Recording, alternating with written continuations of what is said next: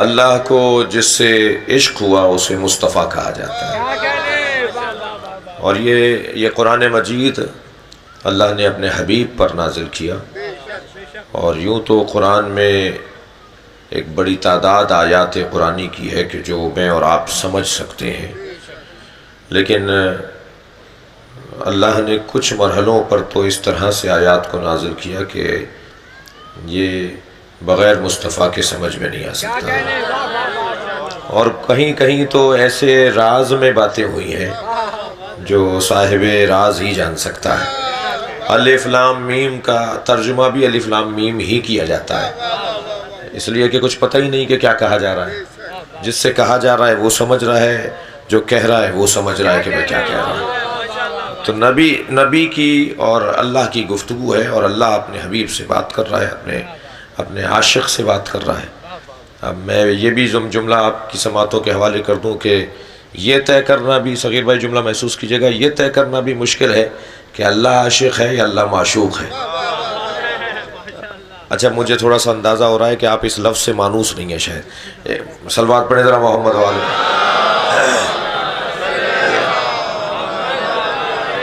بھائی بہت سارے الفاظ کو کچھ نااہل لوگوں کے استعمال کی وجہ سے بدنامی کا سامنا کرنا پڑا ہے۔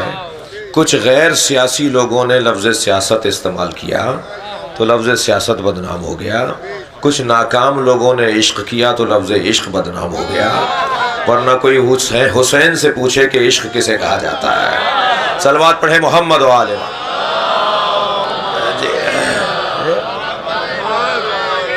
لفظ عشق جو ہے، اب میں ایک حدیث سنا دیتا ہوں آپ کو۔ اللہ حدیث قدسی میں عجیب رنگ ہے، عجیب انداز ہے ذات کردگار کا۔ ارشاد ہو رہا ہے کہ من وجدنی فقط طلبنی، جس نے مجھے من طلبنی فقط وجدنی، جس نے مجھے طلب کیا اس نے مجھے پا لیا، جس نے مجھے چاہا اس نے مجھے پا لیا۔ من طلبنی فقط وجدنی، جس نے مجھے چاہا طلب کیا اس نے مجھے پا لیا۔ ومن وجدنی فقط عرفنی، اور جس نے مجھے پا لیا اس نے مجھے پہچان لیا۔ ومن عرفنی فقط عشقنی، اور جس نے مجھے پہچان لیا اس نے مجھ سے عشق کیا۔ ومن عشقنی فانا قتلتہ، اور جو مجھ سے عشق کرتا ہے میں اسے قتل کر دیتا ہوں۔ حدیث قدسی ہے، سن لیجئے ذرا۔ ومن عشقنی فانا قتلتہ، اور جو مجھ سے عشق کرتا ہے اللہ کہہ رہا ہے میں اسے قتل کر دیتا ہوں۔ ومن انا قتلتہ فعلی دیتہ، اور جسے میں قتل کرتا ہوں اس کی دیت بھی مجھ پر ہے۔ بھائی جو قتل کرے گا وہی دیت دے گا نا، جسے میں قتل کرتا ہوں اس کی دیت بھی میرے اوپر ہے۔ وَأَنَا دِيَتُهُ، اور میں خود اس کی دیت بن جاتا ہوں۔ پھر اس کا ہاتھ نہیں ہوتا ید اللہ ہوتا ہے، پھر اس کی آنکھیں نہیں ہوتی عین اللہ ہوتی ہے، پھر اس کے پیر نہیں ہوتے رجل اللہ ہوتے ہیں، پھر اس کا وجود نہیں ہوتا جنب اللہ ہوتا ہے، پھر وہ وجہ اللہ ہوتا ہے، اور پھر حجت اللہ ہوتا ہے۔ صلوات پڑھیں محمد و آل محمد۔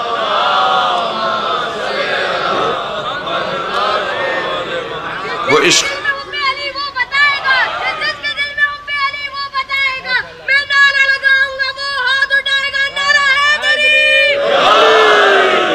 تو مفہوم عشق تو کوئی پوچھے اہل دل سے کہ عشق کہتے کسے ہیں، اور میں جہاں مجلس پڑھ رہا ہوں جو میرے مخاطبین ہیں مجھے خوب اندازہ ہے کہ مجھے کیا پڑھنا ہے۔ ایک صلوات پڑھیں ذرا محمد و آل محمد۔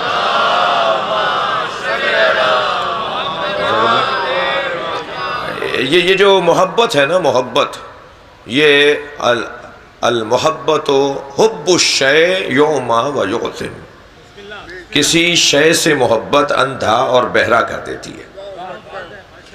یہ محاورہ بھی ہے اور یہ حدیث سے ماخوذ بھی ہے۔ اس کو عربی بعض احادیث کو محاورات میں یعنی روزمرہ کی گفتگو میں محاورہ کہتے ہیں، عربی میں روزمرہ کی گفتگو میں جو جملے استعمال کیے جاتے ہیں، تو اسے محاورے کے طور پر بھی استعمال کیا جاتا ہے کہ کسی شے سے محبت اسے اندھا اور بہرا کر دیتی ہے۔ تو جب محبت اندھا اور بہرا کرتی ہے تو بہتر نہیں ہے کہ محبوب وہ ہو جس پہ اندھا ہونا جائز ہے،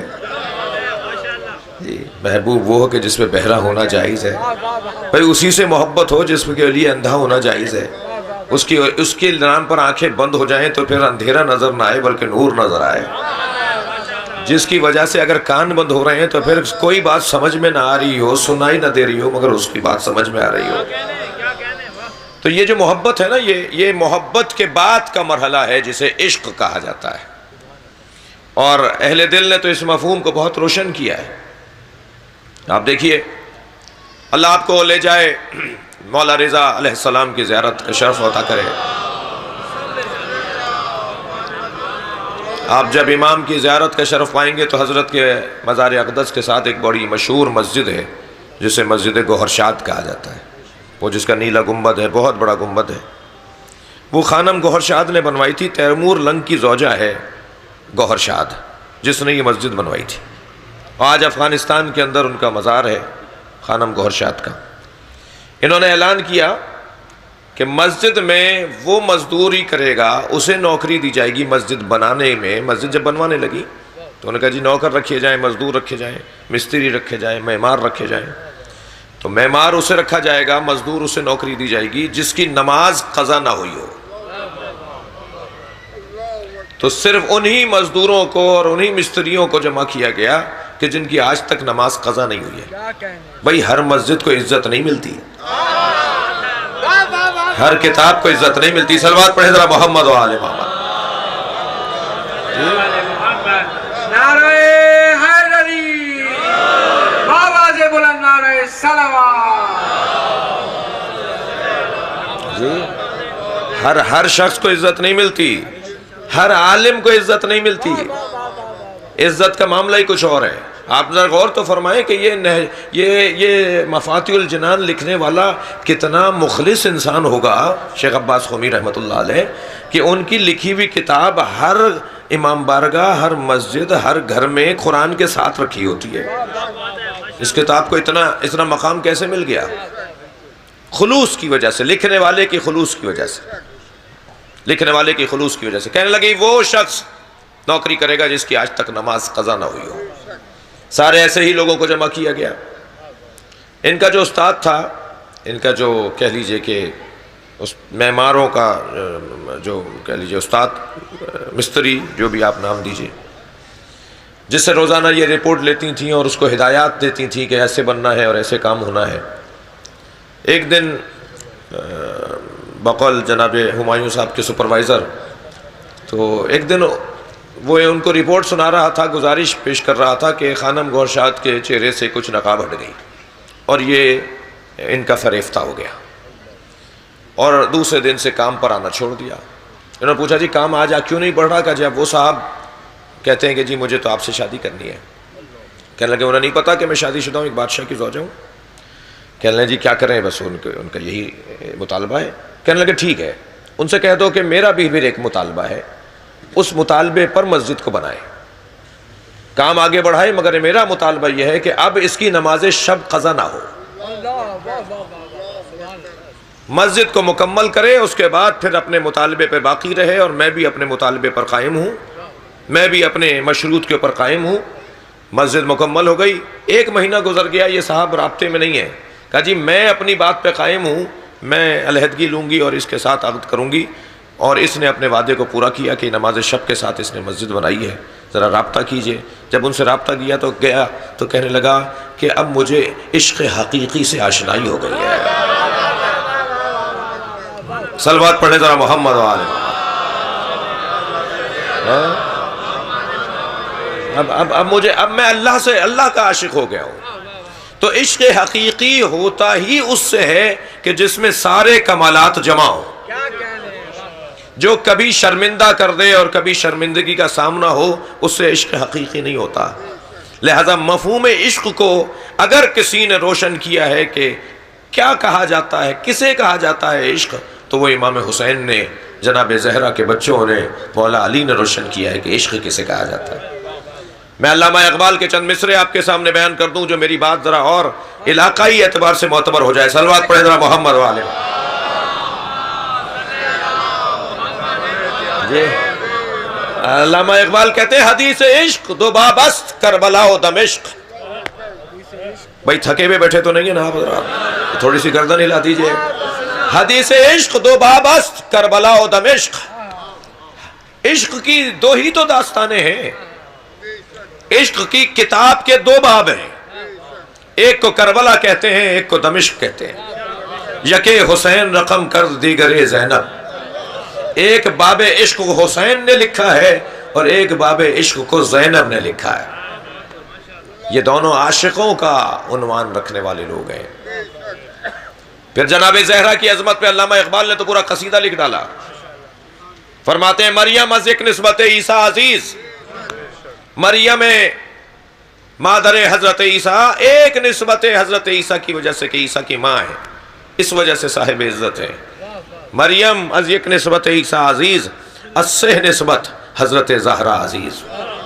اور تین نسبتوں کی وجہ سے علامہ اقبال کہتے ہیں تین نسبتوں کی وجہ سے حضرت فاطمہ زہرا صاحب عزت ہے. پہلی نسبت کیا ہے؟ نور چشم رحمت للعالمین. صلوات پڑھے محمد و آل محمد.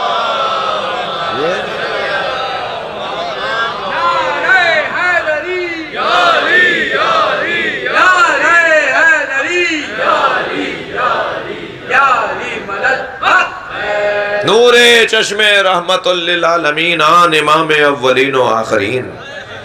یہ جو اولین اور آخرین کا امام ہے جسے مصطفیٰ کہا جاتا ہے صلی اللہ علیہ وآلہ وسلم، یہ ان کی آنکھوں کی ٹھنڈک ہے.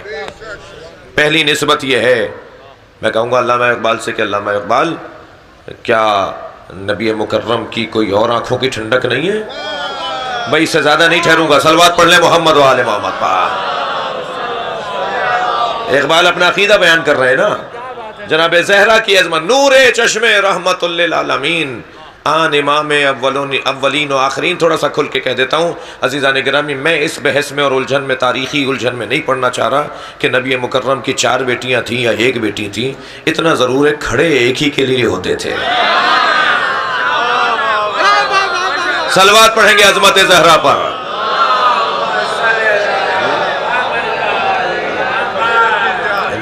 نور چشم رحمت للعالمین آن امام اولین و آخرین.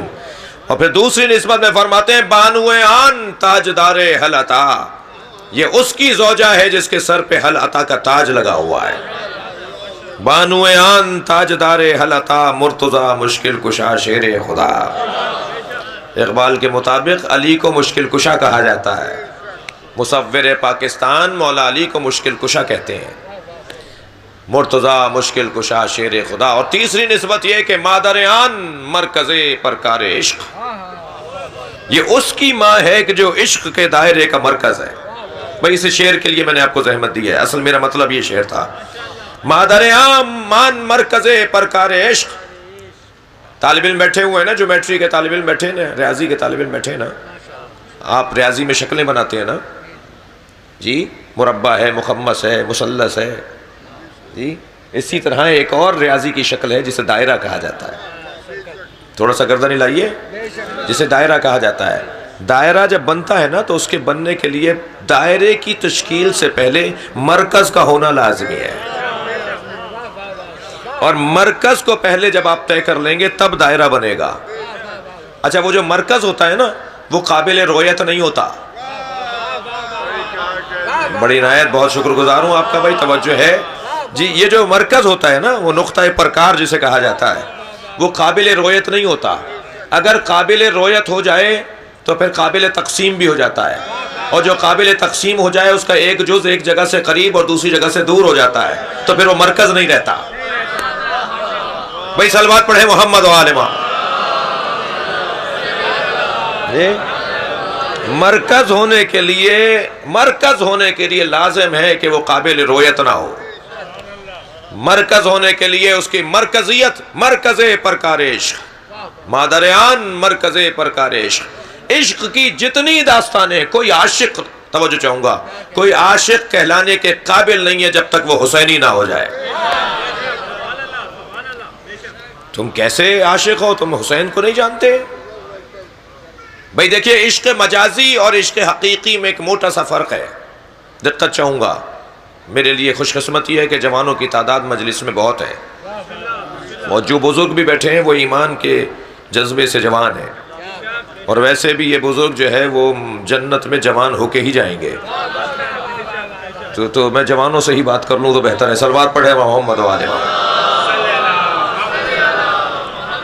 میں بھی جوانوں سے تھوڑا مخاطب ہو جاؤں. جی بسم اللہ. مجھے منتظمین کی طرف سے ہدایت مل رہی ہے کہ جو حضرات پیچھے تشریف فرما ہے آنے والوں کو جگہ مل تھوڑا سا آگے آ جائیے, تھوڑا تھوڑا قریب آ جائیں, جگہ بناتے ہوئے تھوڑا سلوات پڑھتے ہوئے تھوڑا آگے ایک دوسرے کی.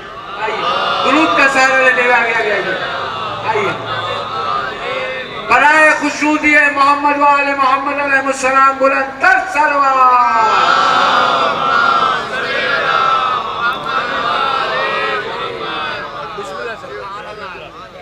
غور فرما رہے ہیں.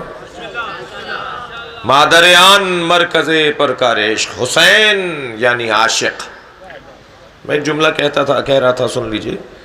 یہ جو عشق مجازی کا شکار لوگ ہیں نا, میں ان سے کہوں گا کہ وہ عشق ہی کیا جو کہیں بندگلی کا شکار ہو جائے. بھئی عشق مجاز, غور فرمائیں گے, عشق مجازی میں مجھے معاف کریں گے, یہ لفظ جو ہے وہ میں نے پہلے کہہ دیا کہ بہت سارے لفظوں کی طرح بدنام ہو گیا, تو میں کسی لفظ کے بدنام ہونے سے لفظ تو نہیں چھوڑوں گا نا, اس کو اس کی حیثیت میں پلٹانا بھی تو ممبر کا کام ہے. تو اب علامہ اقبال کے اشعار کی تشریح کیسے ہوگی جب تک میں عشق کے مفہوم کو نہیں سمجھوں گا. تو یہ جو عشق مجازی ہے نا, یہ اس کا جو عاشق ہوتا ہے, عشق مجازی کا عاشق, عشق مجازی میں عاشق کو پا لینا ہی کمال ہے, اور عشق حقیقی میں عاشق کو پا لینا آغاز ہے. ابھی تو بات شروع ہو رہی ہے, ابھی تو پہنچے ہیں ہم اس دروازے پر, ابھی تو آغاز عشق ہے. پا لینا تمام ہونا نہیں ہے, پا لینا آغاز ہے. مادریان مرکز, اب امام حسین, کوئی دنیا کا عاشق نہیں ملے گا جو حسینی نہ ہو. لہذا غور فرمائیں, غیر مسلم اگر حسین کے دروازے پر ہے تو اسی وجہ سے تو ہے کہ عشق کی داستان حسین نے رقم کی ہے. جسے علامہ اقبال نے پھر ایک اور جگہ کہا کہ بے خطر کود پڑا آتش نمرود میں عشق, عقل ابھی محو تماشائے لب بام رہی. میں علامہ کے دوسرے مصرے سے بہت زیادہ متفق نہیں ہوں, طالب علم ضرور ہوں, مگر طالب علم ہی استادوں پر اعتراض بھی کرتے ہیں. یہ عقل ابھی محو تماشائے, بھائی عقل کو آپ نے عشق سے دور کر دیا. میں کہتا ہوں کہ عقل کا عروج ہی عشق کہلاتا ہے. نہیں ہو سکتا کہ عقل ہو اور عقل کی کمال کے اوپر پہنچا ہوا اور وہ عاشق نہ ہو. آپ فرما رہے کہ عشق آگ میں کود گیا اور عقل ابھی چھت پہ کھڑا دیکھ رہا تھا. یہ میں اردو میں ترجمہ کر رہا ہوں نا. عقل ابھی محو تماشائے لب بام, بام کہتے ہیں, میں جوانوں سے کہہ رہا ہوں, بام کہتے ہیں چھت کو. جی ابھی چھت کے کنارے پہ لب بام, چھت کے کنارے پہ عقل کھڑی دیکھتی رہ گئی اور عشق کود گیا. نہیں, وہ جو کودا ہے وہ عشق, وہ جو کودا ہے وہ عقل کا کمال ہے. کمال عقل ہی کو عشق کہا جاتا ہے. یہ کمال عقل کی بنیاد. دیوانگی کو عاشق نہیں کہتے, دیوانگی کو عشق نہیں کہا جاتا, انتہائے کمال کو عشق کہا جاتا ہے. میرے حساب سے وہ جو نمرود کی بیٹی چھت پہ کھڑی ہوئی پکار رہی تھی کہ اسے نہ جلاؤ, اور اسے علامہ اقبال نے عقل کہا ہے. کہ عقل تو مشورہ دیتی ہے نا, اور عشق کام کر بیٹھتا ہے. شاید یہ کہنا چاہ رہے ہیں. اور بہرحال بعد میں وہ نمرود کی بیٹی بھی کود گئی تھی, وہ بھی کودی تھی حضرت ابراہیم. جب کہا نا, جب نہیں مانی اس کی بات, نمرود کی بیٹی پکارتی رہی اسے نہ جلاؤ, اسے نہ جلاؤ, یہ غلط نہیں کہہ رہا تھا, یہ صحیح کہہ رہا ہے. اور حضرت ابراہیم کو جب اسے جاتے ہوئے دیکھا اور آگ بھڑکتے ہوئے دیکھا تو ایک مرتبہ اس نے بہت پکارا, مگر جب کسی نے اس کی نہیں سنی تو وہ بھی چھلانگ لگا دی, اس نے بھی, وہ بھی کود گئی. اور وہ بھی جناب ابراہیم کے اس معیت کی وجہ سے, ہمراہی کی وجہ سے, ساتھ دینے کی وجہ سے, وہ جو عشق کی وادی کی راہی ہوئی, اسے بھی آگ نے اثر نہیں کیا. صلوات پڑھے ذرا محمد و آل محمد. جی داستان بڑی عجیب ہے, میں بس یہاں زیادہ نہیں ٹھہرنا چاہوں گا. عشق جو ہے کمال عقل کو کہا جاتا ہے. فرما رہے ہیں مادریان مرکز پرکار عشق, مادریان کارواں سالار عشق. یہ اس کی ماں ہے کہ جو عشق کے دائرے کا مرکز ہے, یہ اس کی ماں ہے جو کاروان سالار عشق ہے. اب میں جناب ذوالفقار صاحب کی عمر جو ہے وہ مجالس سنتے ہوئے ہماری عمر سے زیادہ ہے. جی صغیر بھائی تشریف فرمائے ہیں, ہمایوں بھائی تو ویسے ہی جو ہے وہ مضبوط ناظم ہیں. تو میں اتنا کہتا ہوا گزرنا چاہوں گا کہ یہ آنکھ کا اشارہ کس کی طرف ہے؟ یہاں سے مراد کون ہے؟ امام حسین عام میں مطلق ہے، جناب امام حسن بھی تو بیٹے ہیں، ان کی بھی تو ماں ہے، امام حسین کی بھی تو ماں ہے، جناب زینب کی بھی تو ماں ہے، تو اب یہاں امام میں تو حسن بھی تو ہے، امام میں حسین بھی تو ہے، اور ہم تو امامت کے قائل ہیں کہ جہاں جناب زینب کو امور امامت تفویض کیے جاتے ہیں، عصر عاشور جناب زینب کے حجت خدا ہونے پر ایک مکمل گفتگو ہے عرفاء کے اندر، اس لمحے تک کہ جب تک امام سجاد کے حوالے امور سونپیں، اس پوری کائنات کی حجیت جناب زینب کے پاس تھی، معمولی وجود نہیں ہے، شریکت الحسین یوں ہی نہیں بنی ہے جی۔ اب یہ امام سے مراد دوسرے ہی اسی کلام کے اندر، معاف کیجئے گا، یہاں روشن ہے، ایک جگہ کہہ دیا کہ عشق کی داستان حسین اور زینب نے رقم کی ہے، پھر ایک اسی کلام کے اندر جو یہ کلام علامہ اقبال کا ہے، اسی میں فرماتے ہیں یکے شمع شبستان حرم، ذرا صلوات پڑھے محمد والے